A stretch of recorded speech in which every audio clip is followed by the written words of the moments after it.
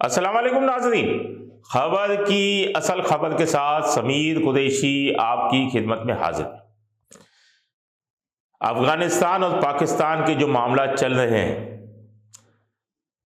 یہ کسی سے ڈھکے چھپے نہیں ہیں۔ بارڈر پہ کیا ہو رہا ہے، پاکستان آرمی کس طریقے سے ان کا مقابلہ کر رہی ہے، وہاں دہشت گردی کے کیمپس جو تھے وہ تباہ کر دیے گئے۔ ہمارے ملک نے افغانیوں کو پناہ دی تھی اور اس کے بعد اب یہی جو ہیں وارداتوں میں بھی ملوث پائے جاتے ہیں، اغوا برائے تاوان میں بھی ملوث پائے جاتے ہیں، بھتے کی سرگرمیوں میں بھی ملوث پائے جاتے ہیں۔ یقیناً جو بارڈر پہ ہو رہا ہے اس کی شرارت پھر اس ملک کے اندر کہیں بھی ہو سکتی ہے، کراچی، اسلام آباد، پنڈی یا کہیں پہ بھی ہو سکتی ہے۔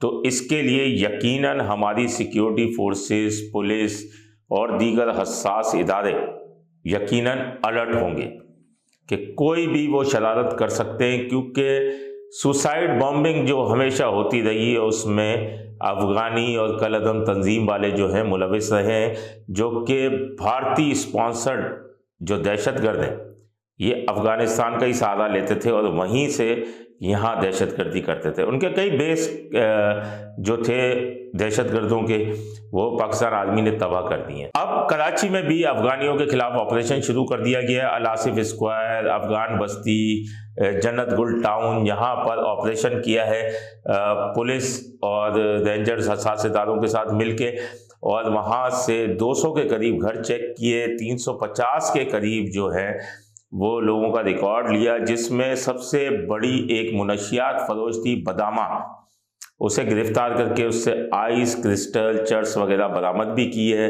اس کے علاوہ کئی جو تھے انہیں گرفتار بھی کیا، 20 کے قریب جو ہیں وہ گرفتار بھی ہوئے ہیں۔ اب سب سے پہلا کام پولیس کو یہ کرنا چاہیے کہ جو یہ افغان باشندے یہاں پر ہیں غیر قانونی طور پر، انہیں واپس بھیجنے کی تیاری کرے۔ ڈیڈ لائنز آتی رہیں، گزرتی رہیں، لیکن وہ تمام چیزیں سامنے نہیں آتی رہیں جو آنی چاہیے۔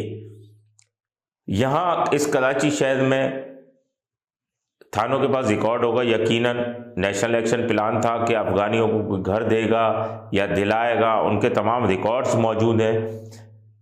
پولیس کو چاہیے کہ ان تمام ریکارڈز پہ کام کرے اور کام کر کے ان افغانیوں کو لے کے واپس ان کے ملک روانہ کرے، کیونکہ یہ ہمارے ملک میں ایک بڑا سیکیورٹی مسئلہ بننے جا رہے ہیں۔